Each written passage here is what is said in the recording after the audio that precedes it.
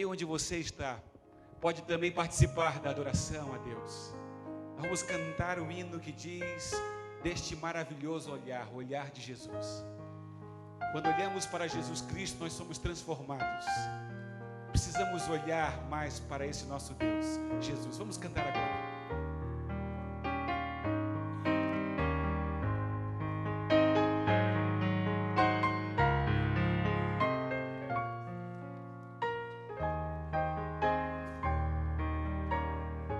Todos cantando agora. Vivi tão longe do Senhor, assim eu quis andar, até que eu encontrei o amor em seu bondoso olhar, seu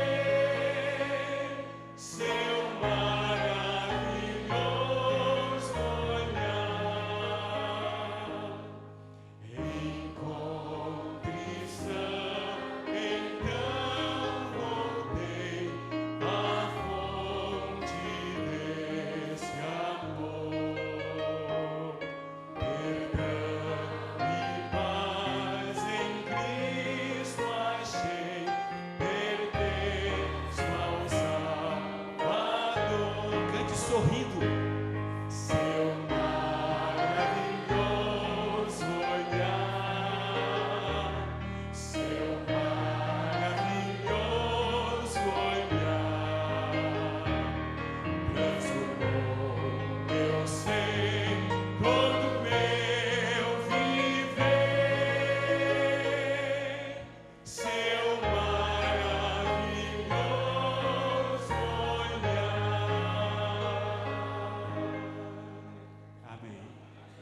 Esse maravilhoso olhar é que pode transformar a nossa vida. Por isso que podemos andar alegre, viver em alegria.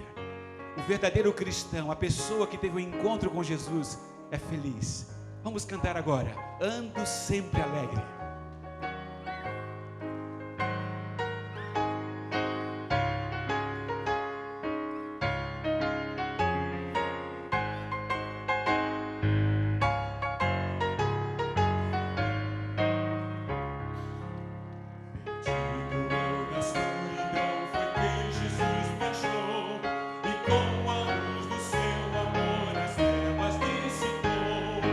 Eu alegre vou.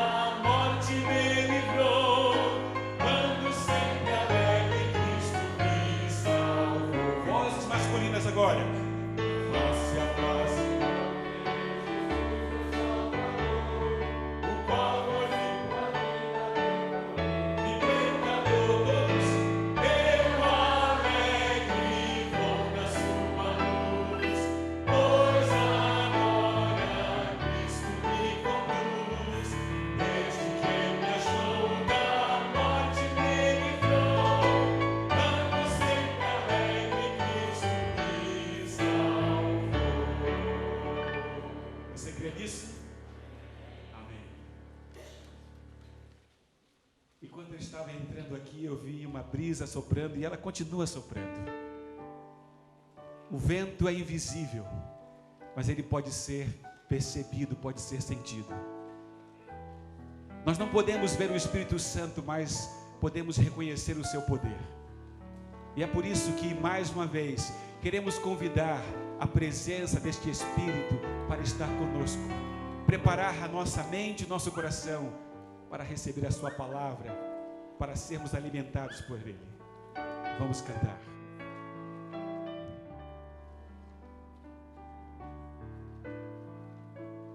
Vem, Santo Espírito, agora.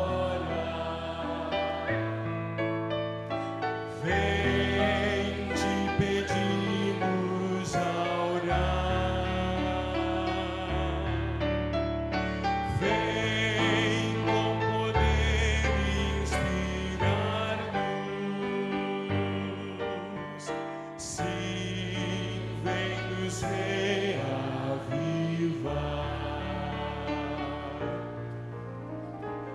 vem como água ao sedento,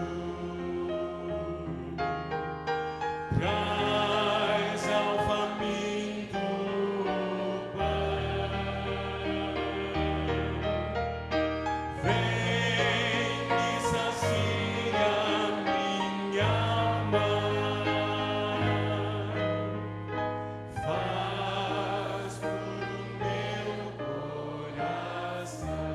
Cantar suave agora.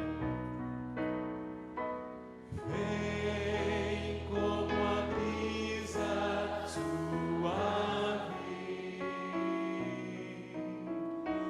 Vem com o teu resplendor. Dá-nos vigor e alegria.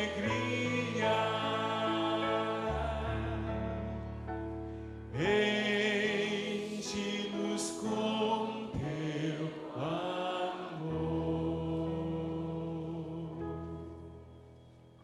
Vamos orar. Nosso Deus, esta é a nossa oração, Senhor. Que o Espírito Santo venha com todo o seu poder, com toda a sua mansidão, com toda a sua influência poderosa, porque estamos aqui desejosos de receber a tua presença e a tua bênção. Neste momento, mais uma vez, a tua palavra será aberta, Senhor. Seguramente há muitos corações necessitados de ouvir e de receber a bênção da tua palavra.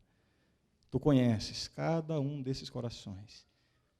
Essas pessoas, filhos e filhas teus, que estão aqui neste momento, que estão espalhados em tantos lugares por este Brasil.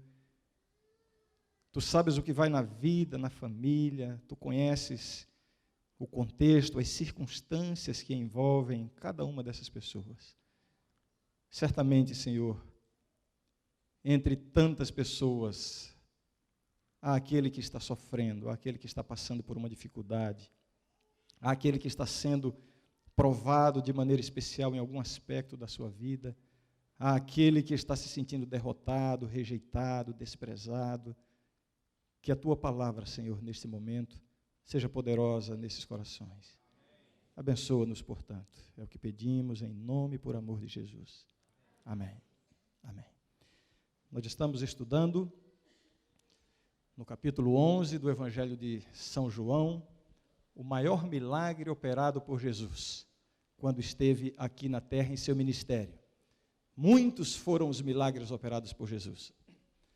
Um dos evangelistas chega a dizer que se alguém quisesse escrever tudo o que Jesus fez, não haveria tinta e papel suficiente em todo o mundo para descrever todas as coisas. No entanto, a Bíblia relata aquilo que é de mais essencial, que é de mais importante. Cada milagre, cada passagem do ministério de Jesus, cada sermão pregado, cada ensinamento, cada atitude, cada reação, cada postura, cada encontro envolvendo a pessoa de Jesus, traz lições muito importantes para a nossa vida. E a Bíblia o objetivo da Bíblia é basicamente este. E esse milagre, a ressurreição de Lázaro, de todos os milagres operados por Jesus, é considerado o maior milagre. E como eu já tenho dito aqui em outras oportunidades, muitas lições podem ser extraídas a partir deste milagre relatado no Evangelho de São João, no capítulo 11. A lição de hoje eu poderia dizer que não vai ser extraída de um verso específico, embora eu vou convidá-los a lermos alguns versos. Mas a lição de hoje é a lição que nós podemos extrair do todo da história. Uma conclusão a que nós podemos chegar quando lemos, quando ouvimos, quando conhecemos essa história maravilhosa, uma lição que transborda no todo dessa história, desse episódio. Lázaro estava doente, as suas irmãs enviaram um mensageiro para chamar Jesus. Jesus demorou um pouco. Finalmente, quando Jesus chegou, Lázaro já havia sido sepultado fazia 4 dias. As pessoas reclamavam, se queixavam, alguns criticavam a Jesus, porque Jesus tinha demorado demais, era para ele ter chegado antes para curar Lázaro na sua enfermidade. Mas finalmente Jesus se depara diante do sepulcro de Lázaro e dá aquela ordem, aquela voz retumbante, dizendo: Lázaro, vem para fora. Eu imagino que não foi à toa que Jesus deu esta ordem, chamando Lázaro pelo nome, porque o poder que sai da voz de Jesus é tão grande, que eu fico aqui comigo imaginando que se ele simplesmente tivesse dito assim: você que morreu, vem para fora, eu acho que milhares de túmulos iam se abrir ali naquelas redondezas. Que acham vocês? Que pensam? Tal é o poder que sai da palavra de Jesus, tal é o poder que Deus tem.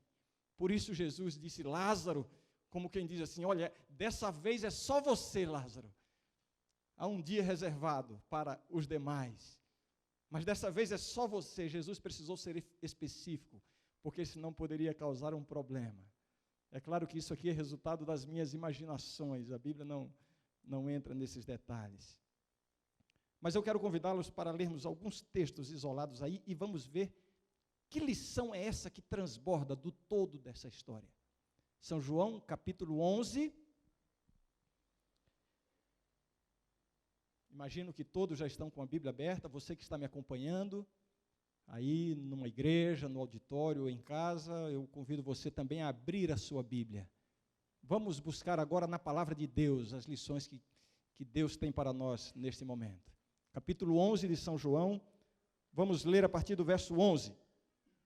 Diz assim: isto dizia e depois lhes acrescentou: nosso amigo Lázaro adormeceu, mas vou para despertá-lo. Disseram-lhe, pois, os discípulos: Senhor, se dorme, estará salvo. Jesus, porém, falara com respeito à morte de Lázaro, mas eles supunham que tivesse falado do repouso do sono. Então Jesus lhes disse claramente: Lázaro morreu. Deu para entender agora? Lázaro morreu. O verso 17. Chegando Jesus, encontrou Lázaro já sepultado havia 4 dias. E agora vamos para o verso 43. E tendo dito isto, clamou em alta voz: Lázaro, vem para fora.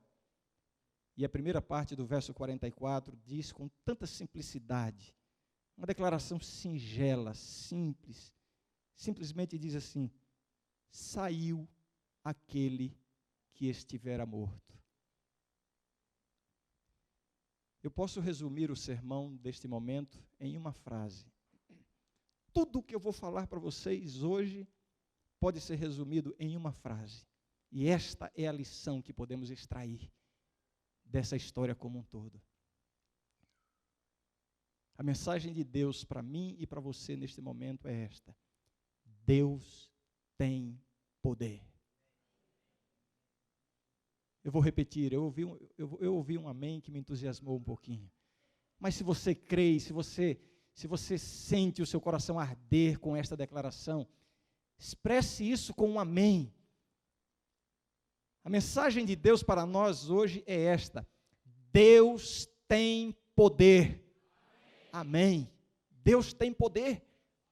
O que extraímos dessa história, tantas lições podem ser tiradas e estamos estudando, mas basicamente a história que está no todo desta história, a lição que está no todo dessa história é esta: Deus tem poder. É possível que você esteja pensando aí, mas estamos aqui para ouvir o pastor pregando e ele veio aqui para dizer que Deus tem poder? Isso nós já sabemos. Mas você sabe por que eu vim aqui dizer isso hoje? Porque eu sei que muitos aqui têm esquecido que Deus tem poder. Deus tem poder. Agora, uma pergunta para reflexão nossa. Perdão. O que significa dizer isso? Deus tem poder. Há muitos anos atrás, eu fui a uma oficina eletrônica. Estava acompanhando um amigo meu, e enquanto eu aguardava o meu amigo ser atendido, eu vi uma pequena placa dizendo algo que chamou a minha atenção. E dizia mais ou menos assim, eu não me recordo exatamente as palavras exatas, mas dizia mais ou menos assim: nesta oficina, os concertos difíceis fazemos no mesmo dia.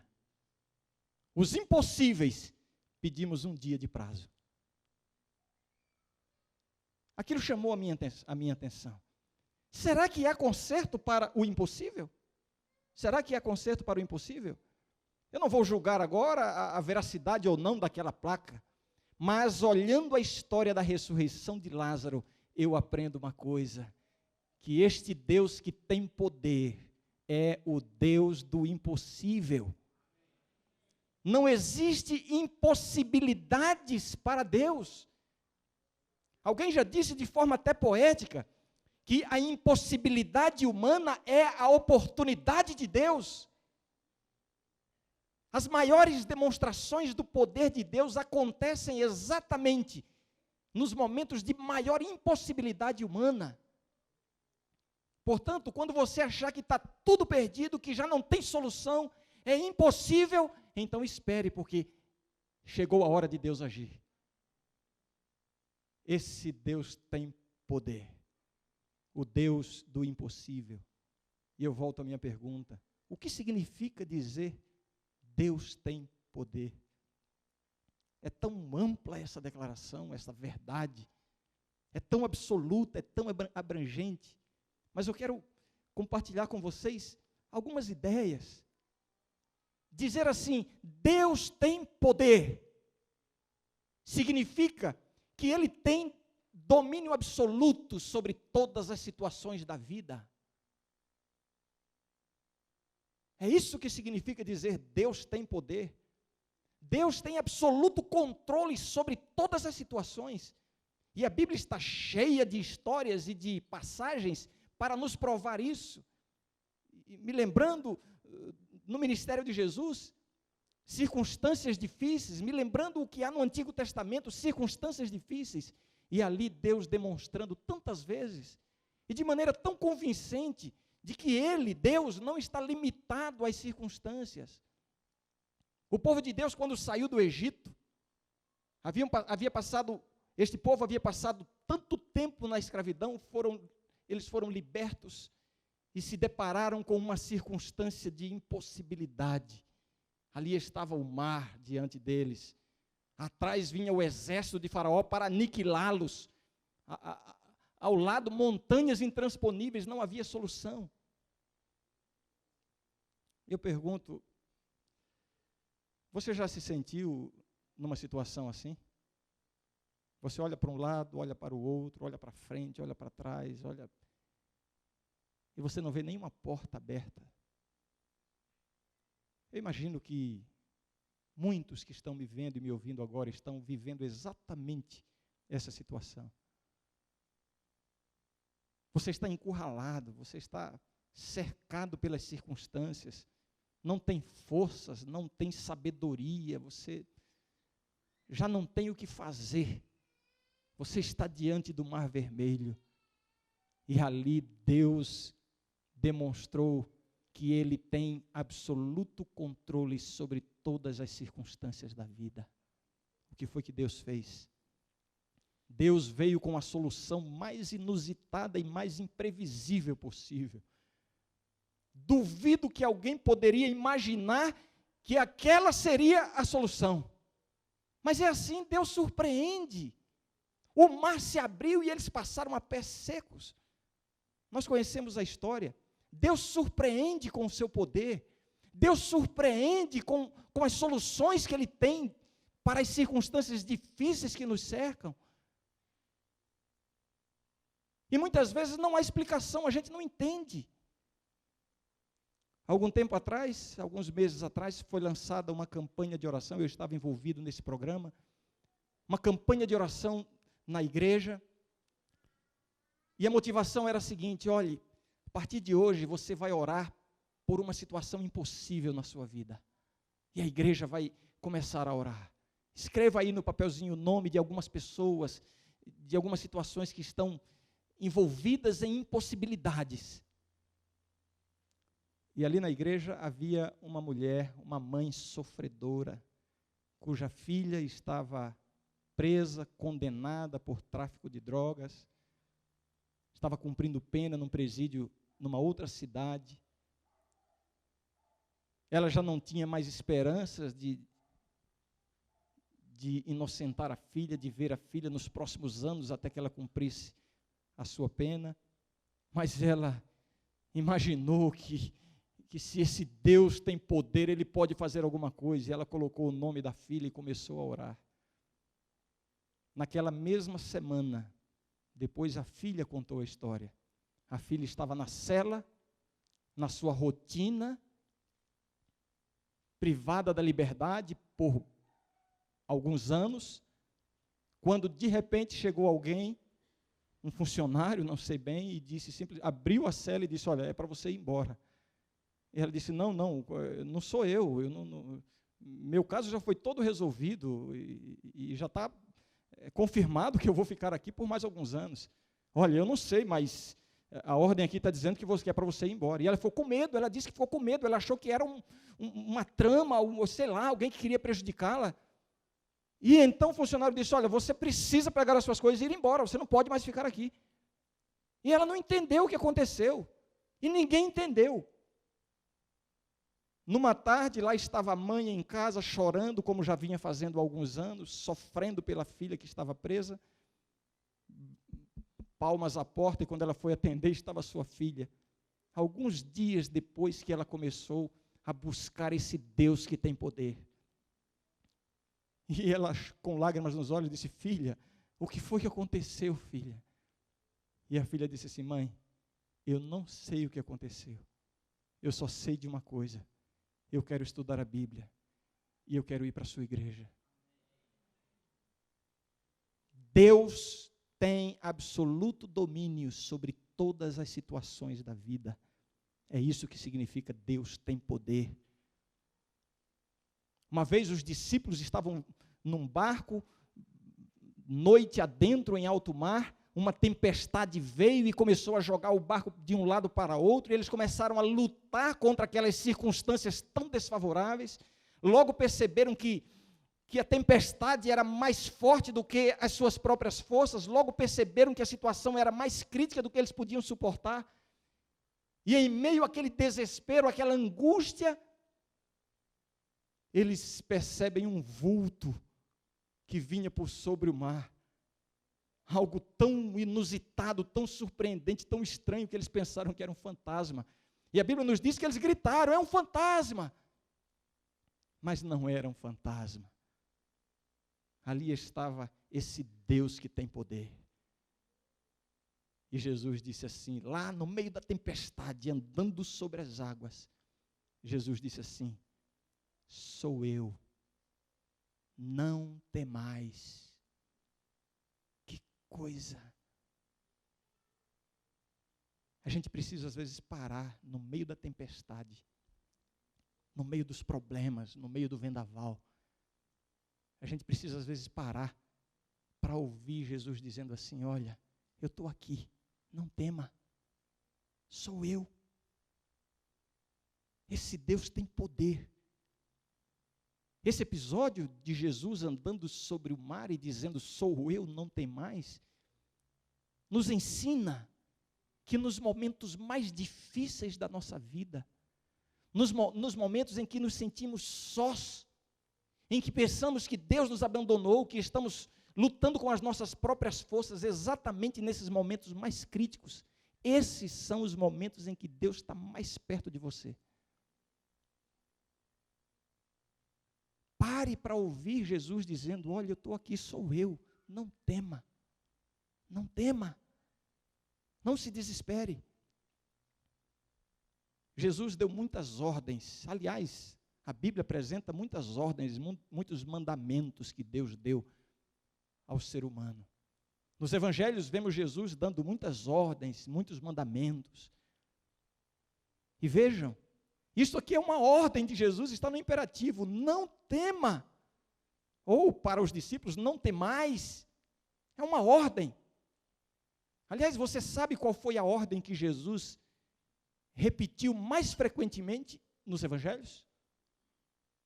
Quer saber qual foi a ordem mais repetida por Jesus? Foi exatamente esta: não tema.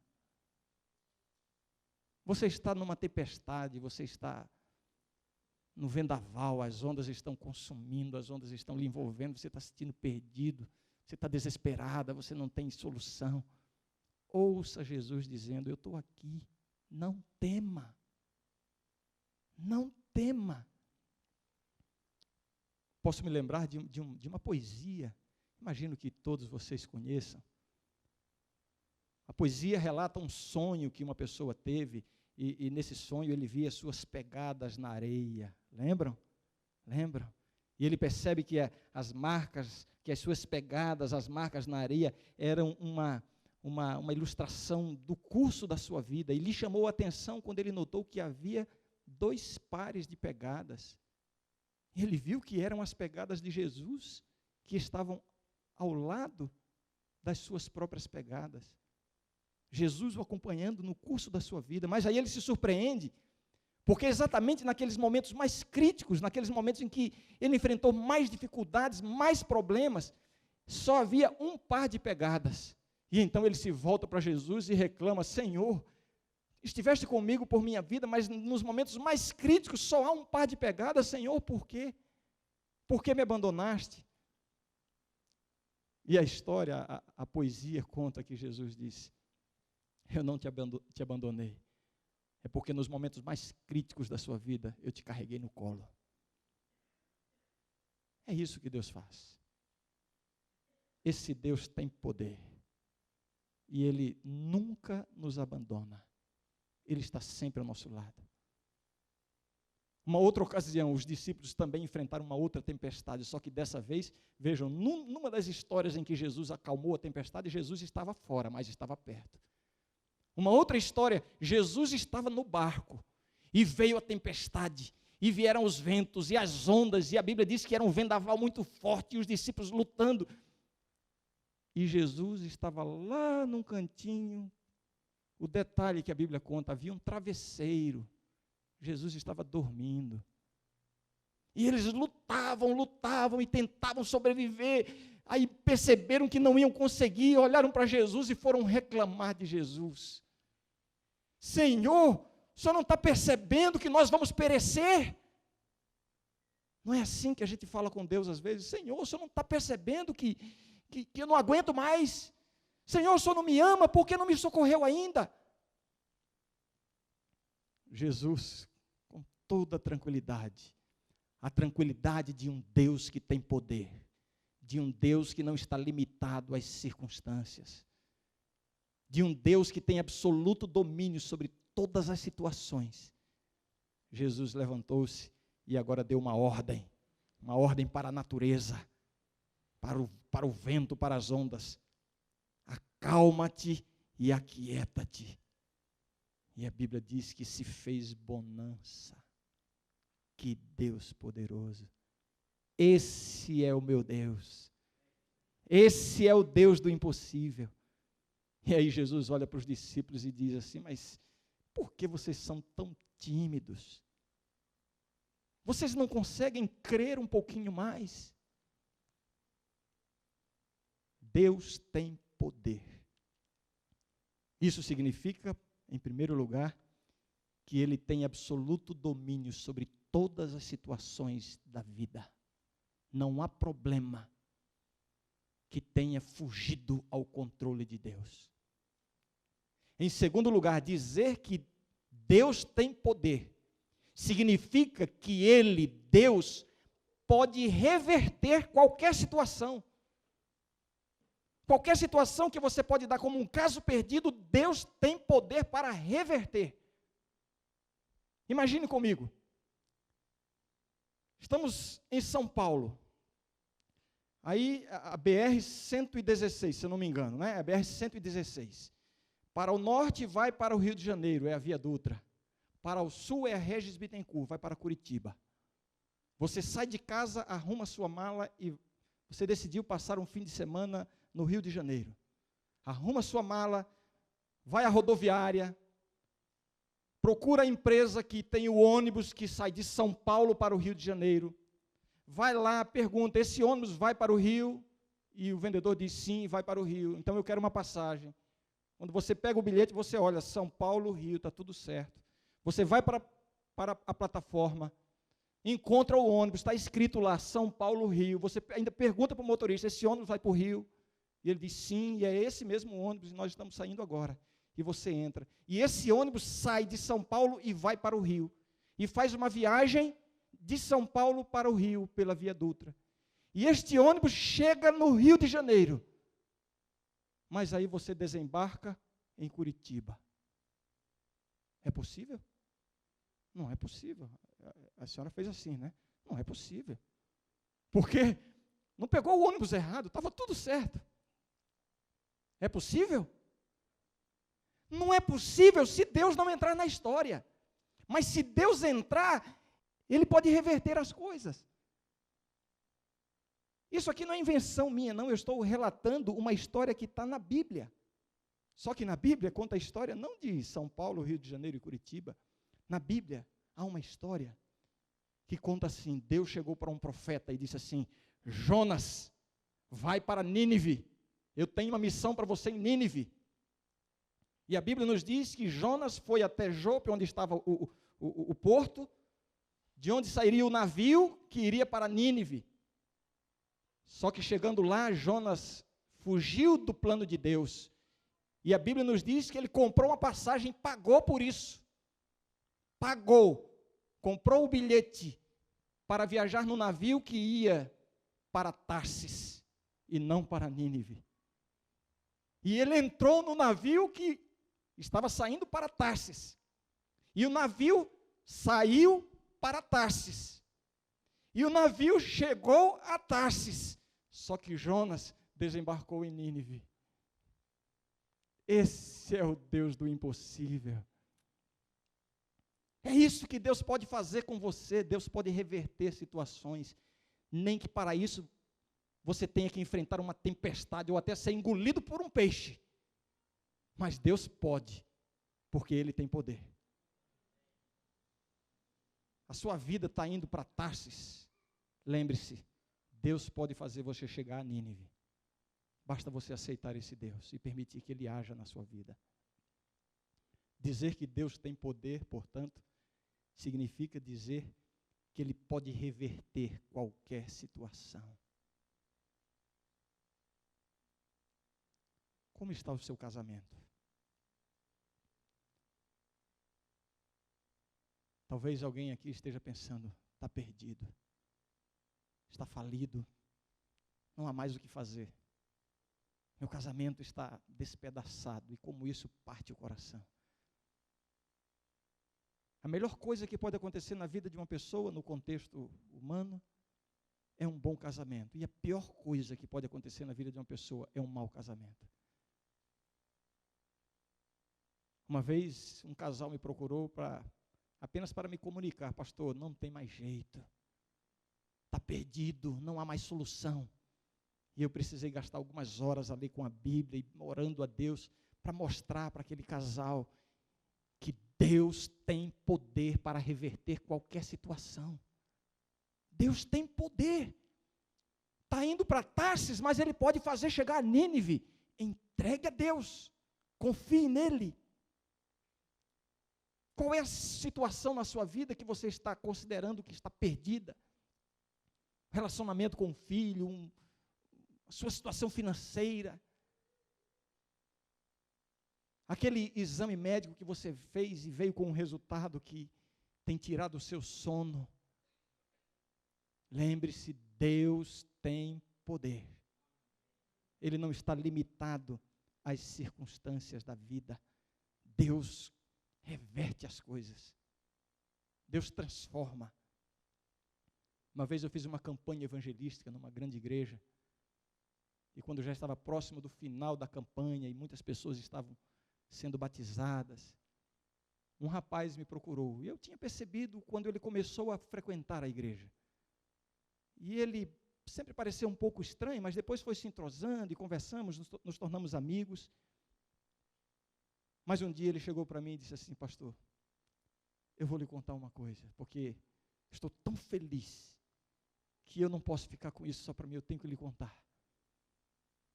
Ele disse assim: o senhor se lembra quando eu entrei aqui na igreja pela primeira vez? E de fato eu me lembrava, porque ele vinha com uma blusa escura, um casaco, era uma pessoa um pouco fora do convencional, digamos assim. E eu disse: me lembro. E ele disse: pastor, naquela noite, ele contou que era um ex-policial. Ele disse: naquela noite, eu saí de casa, peguei a minha pistola, enchi de balas e saí para matar uma pessoa. Uma decisão já tomada, já tinha feito alguns contatos, já estava tudo arranjado. Saí de casa, no início daquela noite, procurei algumas pessoas do meu meio que estavam observando esse meu inimigo a quem eu queria matar, para me informarem onde eu iria encontrá-lo naquela noite. E eles me disseram que a pessoa que eu ia matar tinha vindo para esta igreja. E pastor, eu entrei aqui na igreja porque eu vi matar uma pessoa aqui.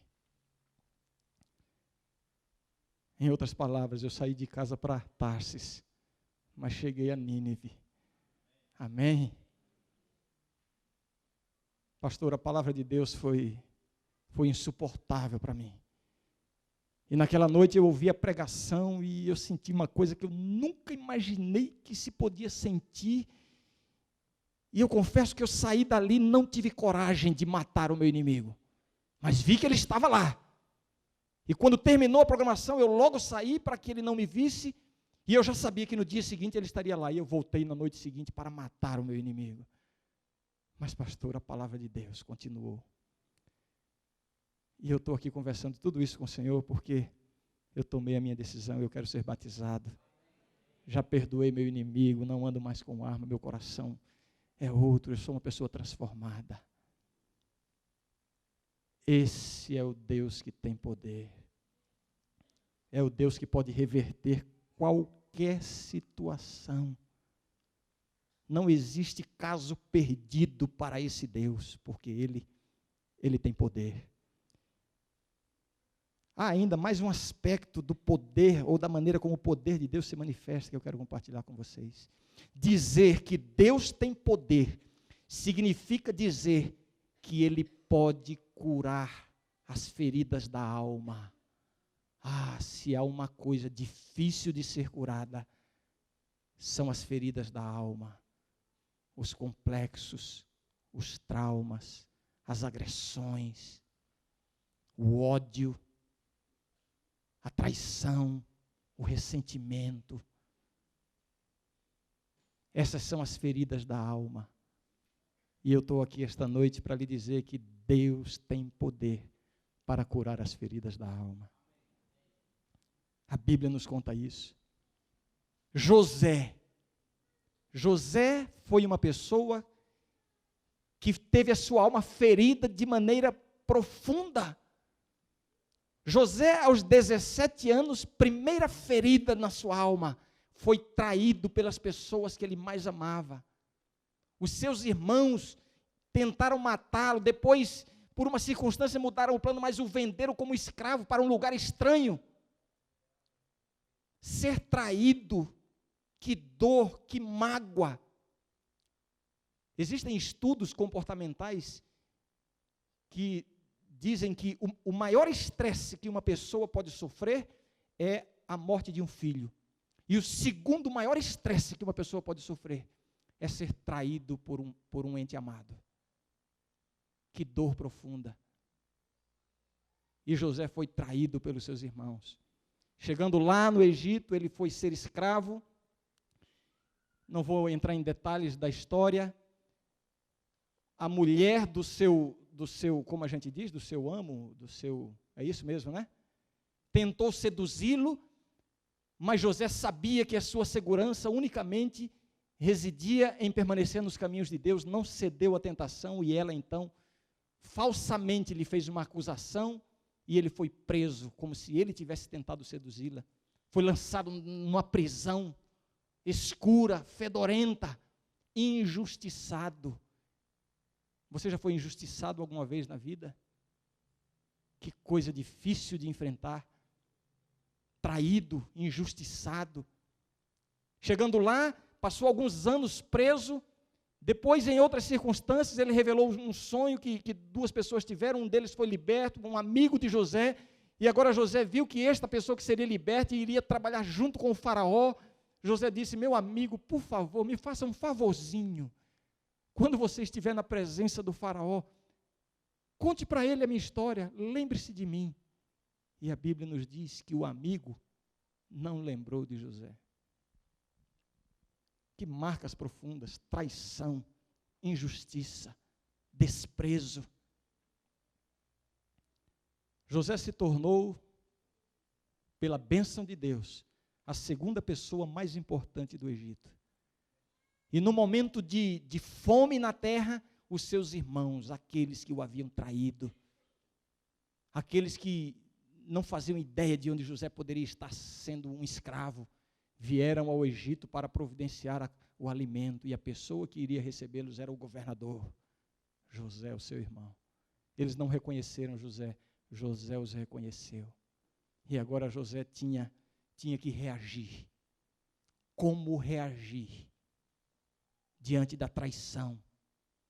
Como reagir diante das feridas da alma? E eu quero dizer para você que humanamente,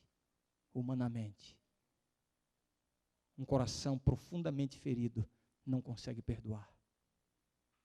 E José agora tinha a alternativa de Deus e tinha a alternativa do diabo.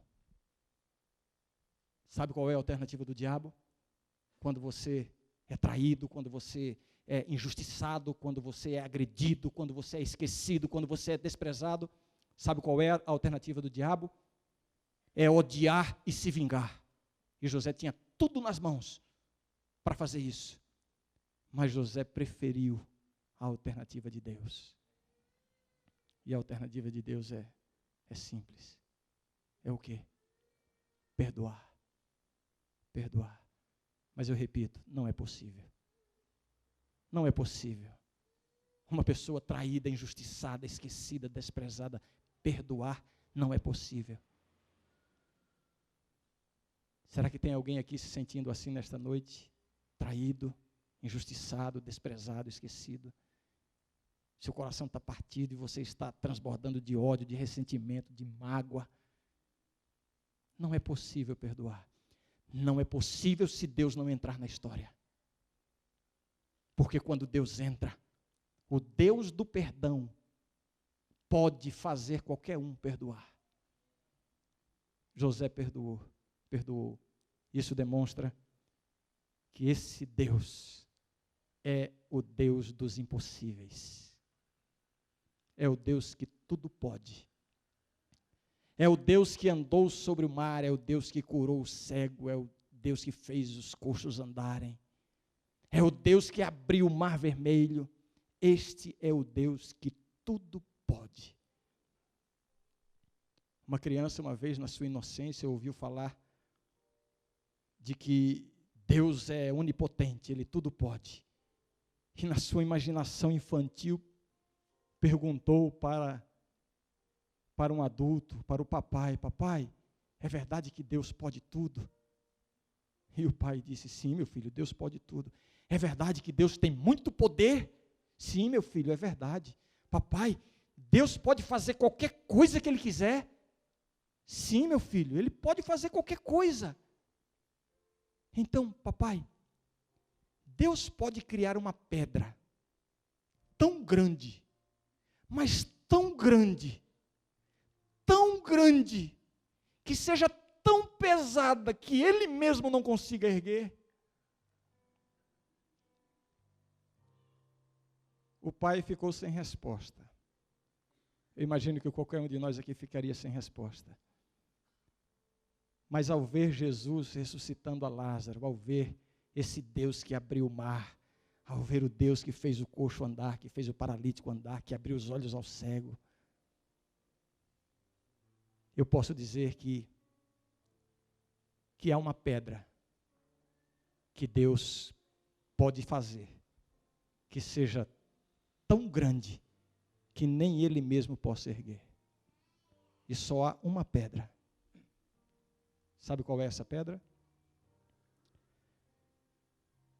A liberdade de escolha que Ele dá para cada um de nós. Aí está algo que de alguma forma limita a Deus. E eu quero dizer que eu me emociono só em imaginar que Deus, por amor, criou algo que o limita, só o amor. Porque Deus não quer criaturas que o sirvam, porque foram criadas e programadas para servir. Deus quer filhos que o amem voluntariamente. É por isso que Ele dá liberdade de nós aceitarmos ou não. E essa liberdade é uma pedra que Deus não pode levar sozinho. Depende de mim e de você para Deus levar essa pedra. Eu vou convidar a Laura para cantar um hino. Nós combinamos que ela vai pregar tudo o que eu preguei aqui, ela vai repetir agora. Mas eu quero dizer para você o seguinte: se você está enfrentando, vivendo uma situação de impossibilidade, algo que você não consegue solucionar, eu quero dizer para você nesta noite: entregue a Deus. Porque se você não entregar, isso é o que limita o poder de Deus. Deus não vai invadir a sua privacidade, Deus não vai invadir o seu coração. Se você entrega, aí Ele age, e Ele faz tudo o que for necessário, mas você precisa entregar. E eu quero dizer mais: eu não quero dizer para você entregar os seus problemas a Deus. A gente está acostumado a entregar problema para Deus, não é isso? E Deus é tão misericordioso que Ele recebe e vai resolvendo e vai atendendo. Mas não são os seus problemas somente que Deus quer. Deus quer o seu coração, Deus quer a sua vida. Não é entregar o problema para Deus, é entregar-se a Deus. É dizer a Deus, não dizer assim: Senhor, resolve o meu problema. É dizer assim: Senhor, resolve a minha vida, porque eu não consigo mais. É impossível, eu não tenho como resolver. Este é o meu Deus, o Deus do impossível. E eu quero convidar você a fazer essa entrega agora. Você que está precisando de uma manifestação poderosa de Deus em sua vida. Eu quero convidar você, enquanto a Laura canta, a se levantar do lugar onde você está e vir aqui à frente. Nós vamos orar a Deus. E ao vir aqui à frente, você estará dizendo em seu coração: Senhor, eu cansei de lutar sozinho, Senhor. Eu não tenho mais forças. Por isso, eu preciso de um Deus, o Deus do impossível. Toma minha vida, Senhor. Quem é a primeira pessoa que quer fazer essa entrega a Deus nesse momento? Quem é a primeira pessoa? Amém. Venha. Enquanto a Laura canta, não perca esta oportunidade. Levante-se e venha receber o poder de Deus. Você que está me vendo aí na tela, receba o poder de Deus e venha à frente, porque Ele é o Deus do impossível.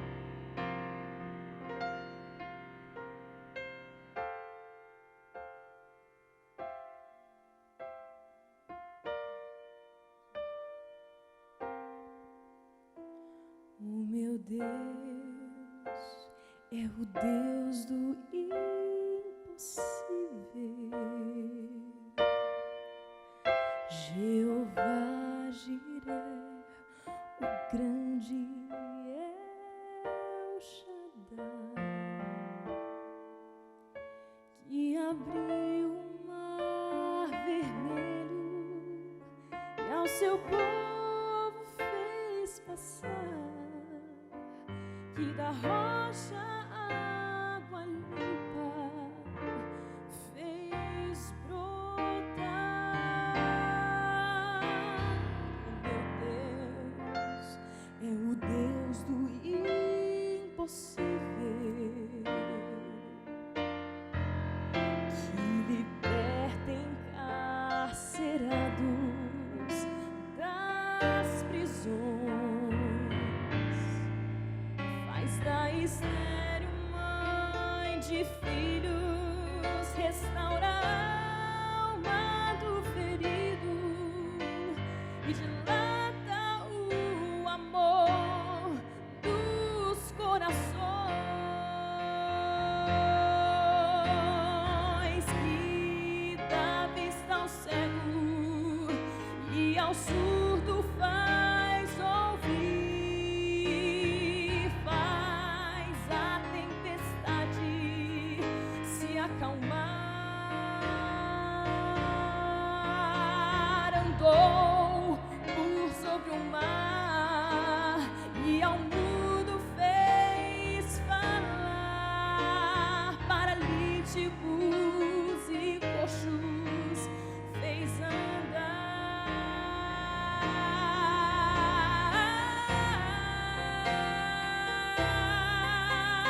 O meu Deus é o Deus do impossível. Sim, Ele é o mesmo hoje e sempre há de ser. O meu Deus é o Deus do impossível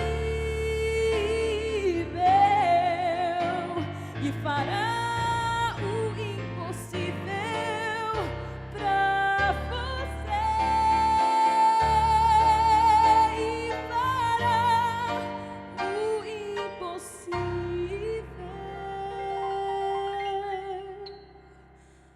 por você.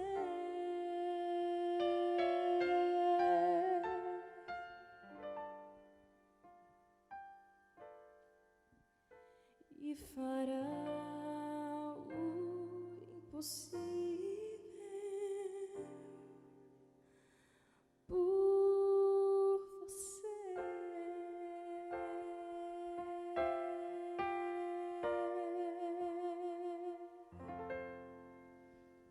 Santo Deus, muito obrigado, Senhor, porque essa pedra que às vezes é tão pesada, o nosso próprio coração, se rendeu ao Teu amor e ao Teu convite. Senhor, Te louvamos porque essas pessoas lindas, maravilhosas, aceitaram o Teu convite e estão aqui entregando a vida aos Teus cuidados. Senhor, Tu és o Deus do impossível. E essas pessoas estão aqui porque estão vivendo situações de impossibilidade. A nossa súplica é: manifesta o Teu poder na vida dessas pessoas. Transforma-nos, Senhor. Liberta-nos das circunstâncias que estão nos destruindo. Limpa o nosso coração, Senhor, do ódio, do ressentimento. Ensina-nos a perdoar. Senhor, não podemos fazer essas coisas por nós mesmos, mas Tu és o Deus que tem poder. Muito obrigado por isso, Senhor. Aceita a nossa entrega. Em nome de Jesus nós Te oramos. Amém, Senhor.